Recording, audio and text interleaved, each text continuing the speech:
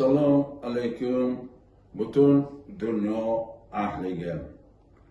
O'zbekiston Respublikasi Inson huquqlarini himoya qilish qo'mitasi Buxoro viloyat bo'lim raisi G'afurov Nurlo Shukurovich bilaman. Rahmat va minnatdorchilik bildiraman.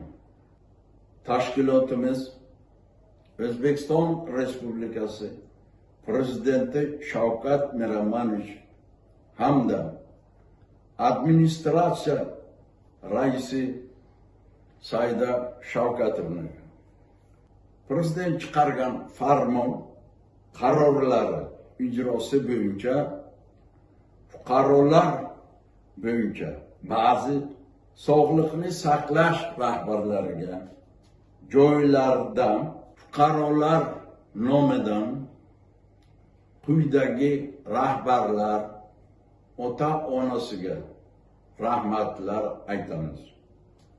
Shu qatorda Buxoro viloyat Sog'liqni saqlash boshqarmasi raisi Oltiyev Elbekka, Buxoro viloyat kasalxonasi bosh vrachi Asqar Soliyevichga, Davron va Mohira, Rahmat va Mohigullarga beminnat yordamlari, ya'ni sog'liklariga o'z hissalarini qo'shganliklari, Prezident farmon qarorlarini ijrosini ta'minlaganlari, shu qatorda Buxoro shahar kasalxonasi bosh direktori Rajabov Muhsin Mansurovichga, bizni xodimimiz keyinchalik o'zim tushdim 11-palatada Shofirkon tumani, Jondor tumanidan bir palatada davolandim. Ro'ziyev O'ktam xirurg operatsiya qildilar. Xalqqa xizmatlari e'tibori uchun mingdan ming rahmat. Yoki ko'p tarmoqli Buxoro viloyat poliklinikasi rahbari Asqar Rustamovichga mingdan ming rahmat.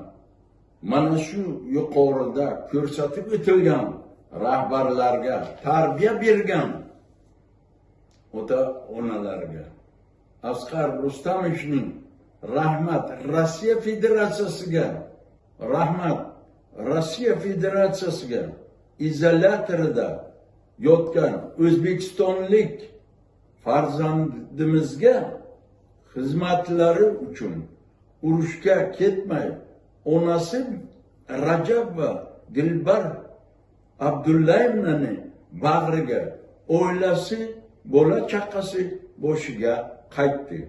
Rahmat Shavkat Miromonovich. Arnasoyda ishlaganimizda Jizzax non tuzi siz bilan yeb ko'p narsani o'rganib, oz bo'lsa ham Arnasoydagi dek Rossiya Federatsiyasi prezidenti huzuridagi administratsiya bilan gaplashib, fuqaro singlimizni Rajab va Dilbar Abdullayevnani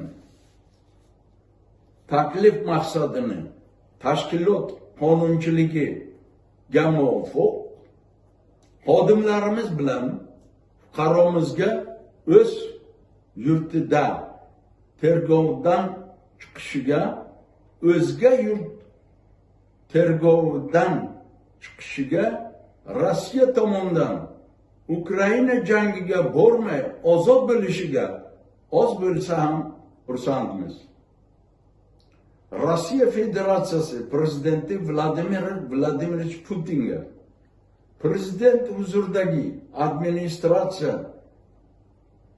barcha tashkilotimiz nomidan mingdan ming rahmat.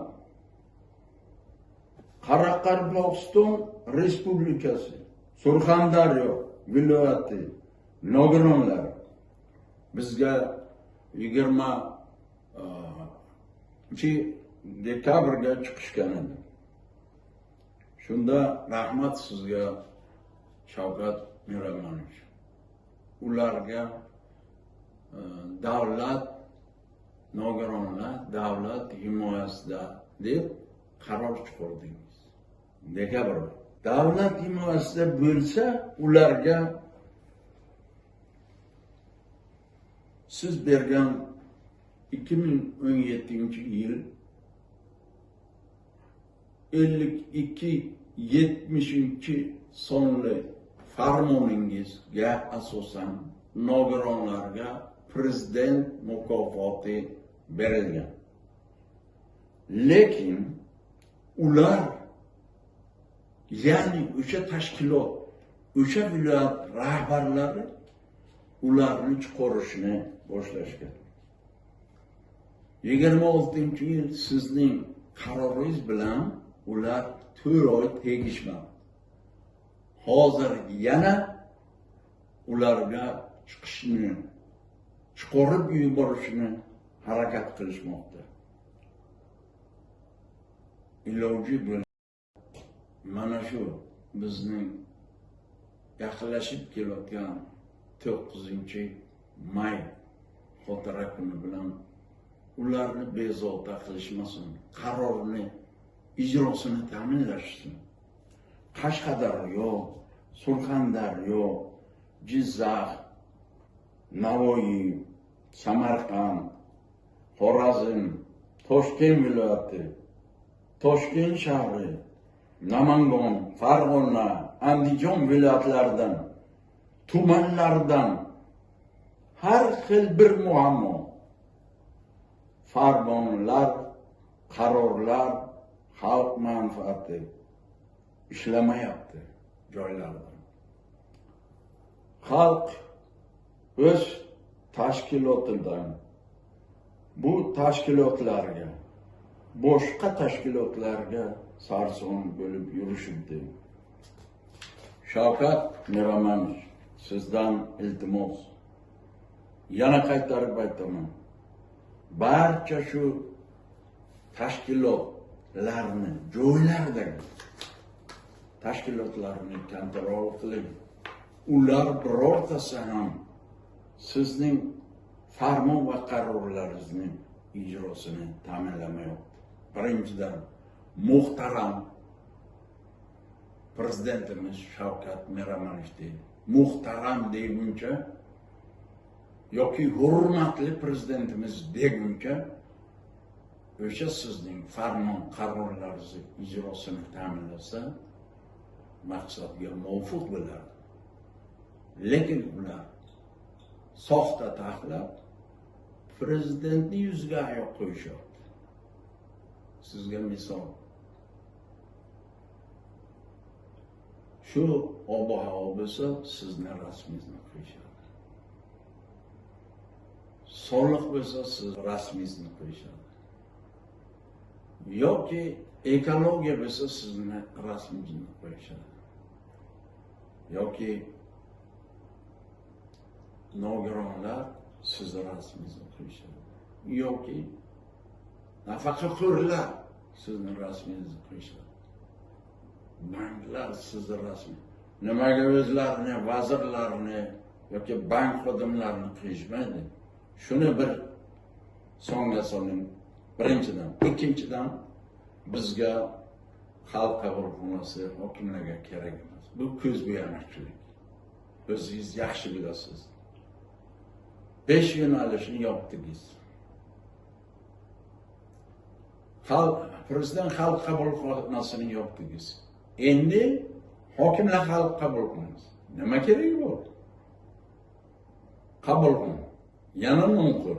O'sha nonni pulini xalqqa, oddiy xalqqa beringlar. 1 million berishmayapti. Moddiy ma'naviy yordam berishmayapti. Bacha pullarni berishmayapti. 57 trillion qayoqqa ketibdi? Shavkat Miramonovich. ertaga xalq norozi bo'ladi. Bular o'shanga keltiryapti, joylardagi rahbarlar shunga keltiryapti. Muhtaram qilmay. Muammoni yech, muammo emas. O'sha farmonni ijrosini bajar, qarorni ijrosini bajar. Ana bu muhtaram. Uchiga yaxshi ko'rma, xalqni bajar.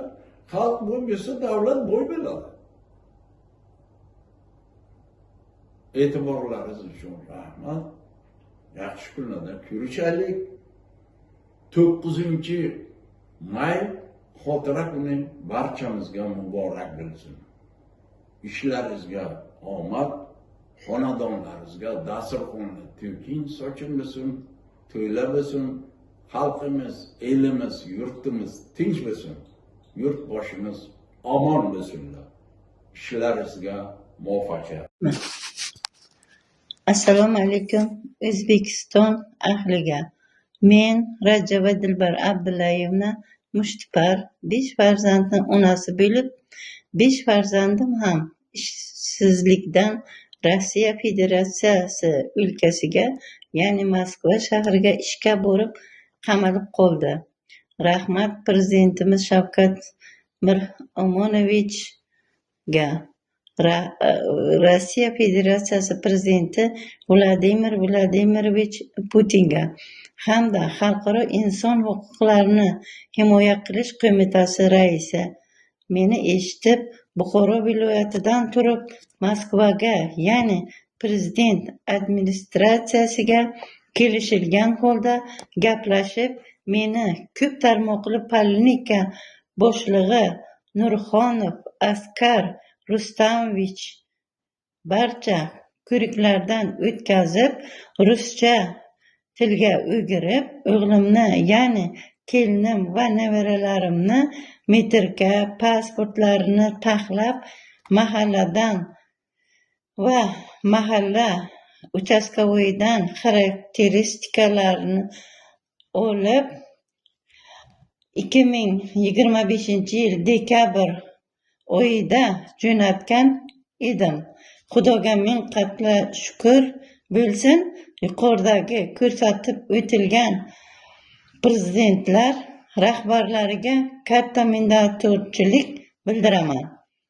O'g'lim 2026-yil 26-mart oyida Navoiy shahriga kelib tushdi. Xursandchiligimdan Xalqaro inson huquqlarini himoya qilish qo'mitasi xodimlari bilan xalqqa osh berdik.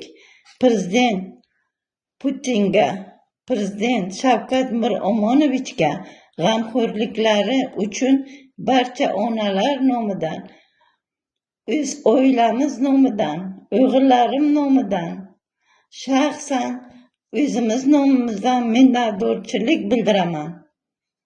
Hammasi uchun ko'pdan ko'p rahmat. Qilgan yaxshiligingizni xalq ko'rmasa ham, biz ko'rmasak ham Alloh ko'rib turibdi.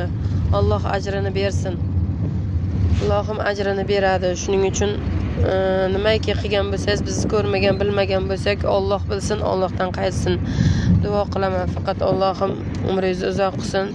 Shu yilni duosini olib, faqat Alloh panohida yuring.